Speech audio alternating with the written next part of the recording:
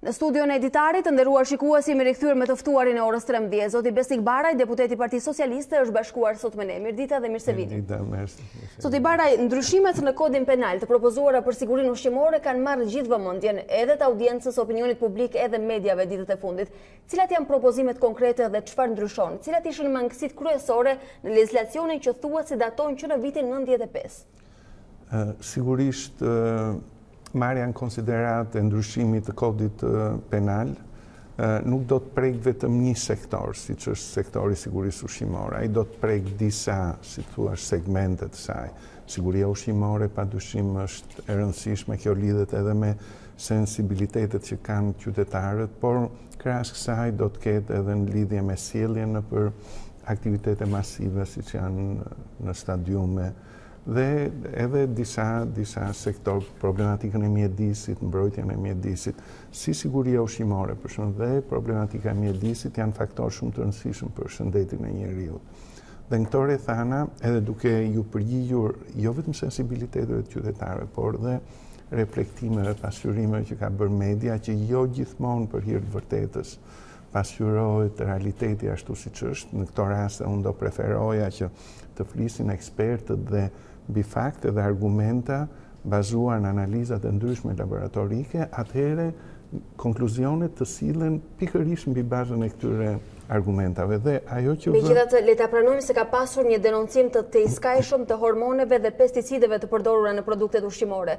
Ato që ne, fëmijët tanë, konsumojnë çdo ditë. Ka një fakt, sigurisht për këtë jemi të ndjeshëm të gjithë, sepse nuk ka aty që edhe pjesa e politikës është ekspozuar, pra sikur politikanët hanë diçka tjetër. Sepse dhe politika jeton në këtë vend, apo jo? Sigurisht, pra qoftë siguria ushqimore, qoftë cilësia e mjedisit, ajrit, e tjerë, ujit që ne marrim, është e njëjtë për të gjithë, duhet pra shqetësimi të jetë për të gjithë.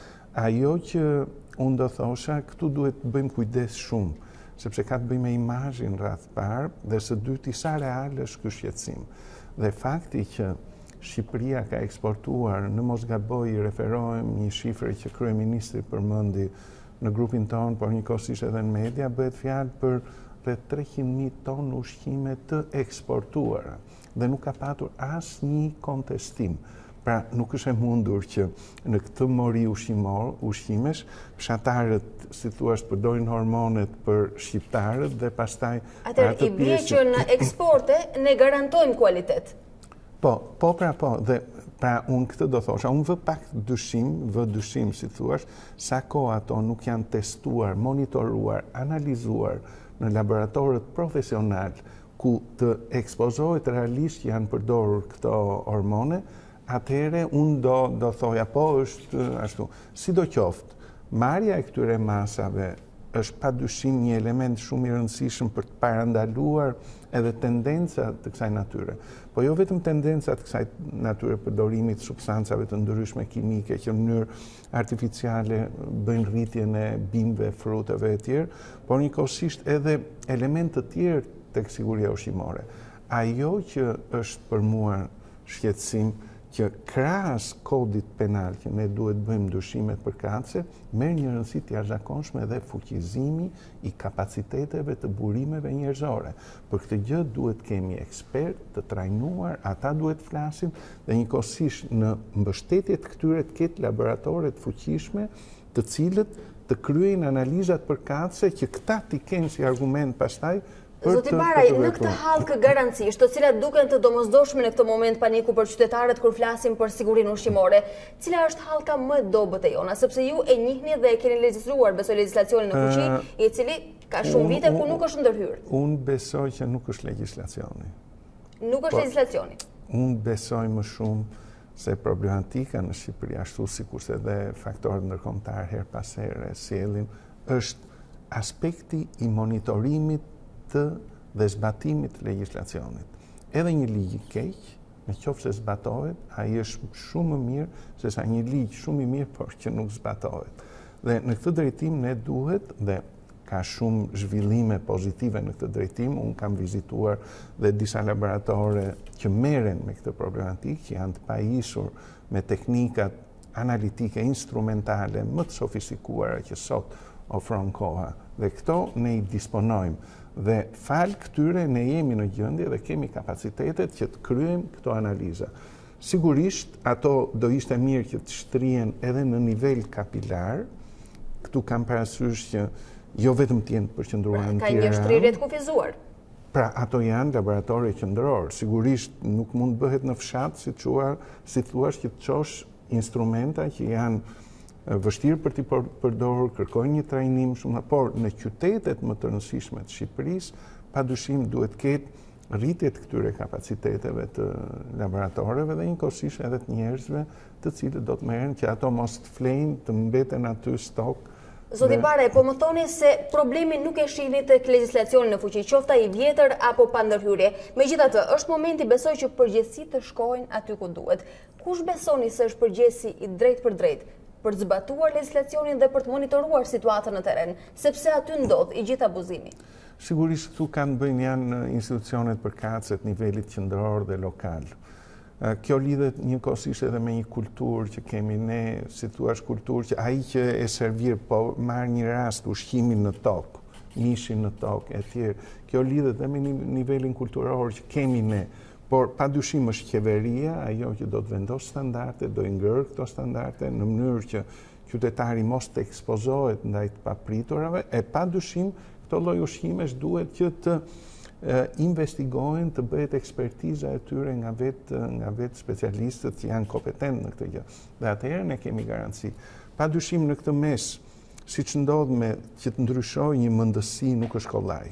Dhe shpeshherë ai e quan një padrejtësi. Fshatari, ai tregtari i cili nuk respekton standardet. E quan një padrejtësi që po i bëhet. Por, në fakt, ne sa kohë po pretendojmë që të kemi një nivel tjetër zhvillimi, po pretendojmë që të futemi në Bashkimin Evropian, po pretendojmë që qytetari shqiptar të jetë i garantuar, ne do ballafaqohemi edhe me këtë kontestim që kanë këta njerëz, që ata duhet që patjetër të respektojnë kushtet dhe standardet dhe jo qeveria, politika, ligji, ekspertiza të bjerë në nivelin e tyre. Që me sa duket kontestimet ka një bazament, sepse po flasim për një element parësor, si ushqimi dhe siguria. Padyshim, këtë e shef çdo njeri kur shkon në për tregje, dhe ka momente që ne shikojmë që tregtimi nuk bën. Është lehtësisht e verifikueshme. Për ta lënë minjan për disa momente prodhimin vendas, a është edhe importi një kanal i cili duhet kontrolluar më shumë dhe duhet qenë më rigoros kur flasim për produkte të cilat vijnë nga jashtë?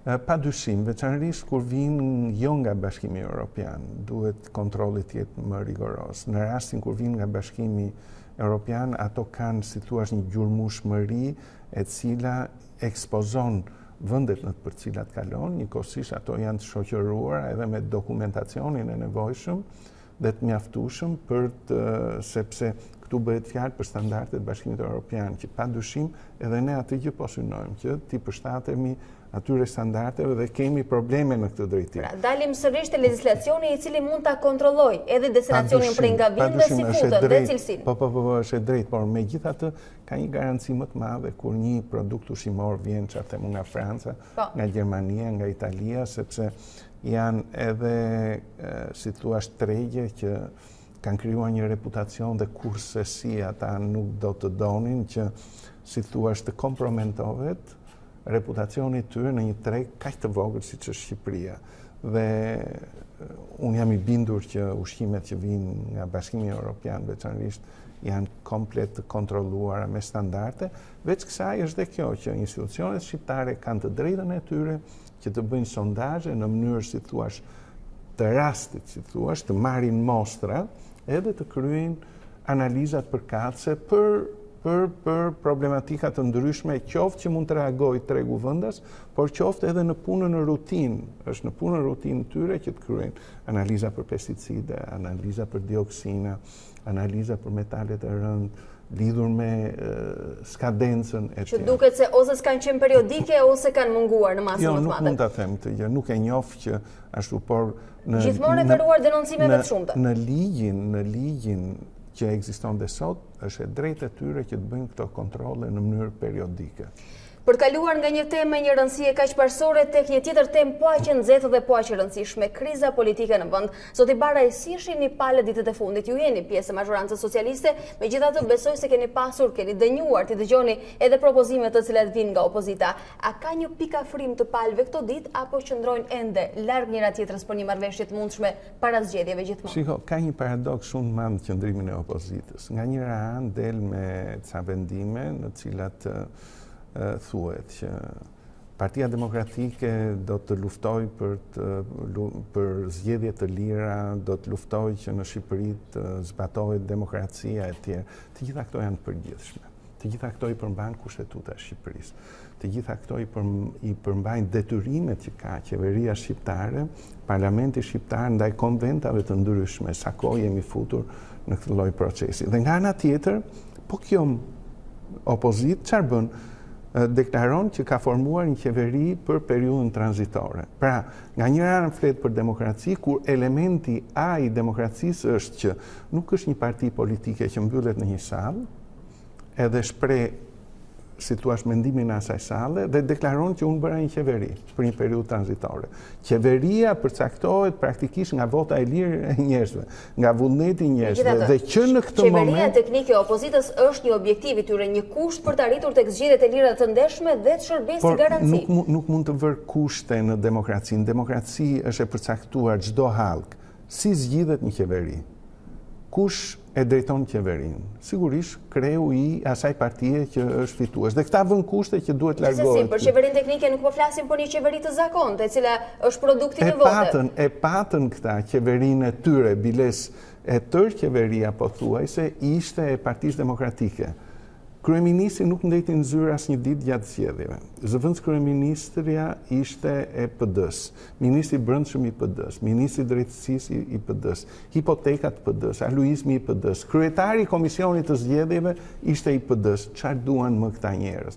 A mund ta mendonim ne si socialistë kur ishim në opozitë që të kishim këtë lloj tolerancë që tregon Partia Socialiste ndaj zgjedhjeve më përpara? Ne kërkuam si deja vu, duke sigur keni pasur po të njëjtat kërkesa, po të njëjtat sulme dhe jemi gjendur në të njëjtat situata, vetëm s'keni djegur mandatet. Jo, vetëm janë, dakord, kemi patur pretendime të ngjashme, por sjellja e PD-s ka qenë arrogante, prepotente, ka qenë në një formë që në asnjë moment, jo vetëm që ne s'na la ministër të brendshëm, jo vetëm që s'na la kryetar të Komisionit Qendror të Zgjedhjeve që ne ta kishim tonin, edhe nuk i kërkuam fakt se e quanim çmenduri, se demokracia është e tillë që këto i përcakton sipas një procedure të caktuar, por nga ana tjetër ne s'na lan të hapim një kuti.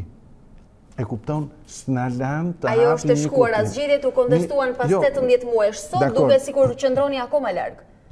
Sigurisht jemi larg, jo për shkakun ton. Ne, si thuash, është deklaruar shpeshherë nga eksponent të Partisë Socialiste që do zhvojmë fletën e bardhë dhe juve i themi atyre bëni propozimet që aprovohen, miratohen nga OSBE Odiri dhe institucionet e Bashkimit Evropian.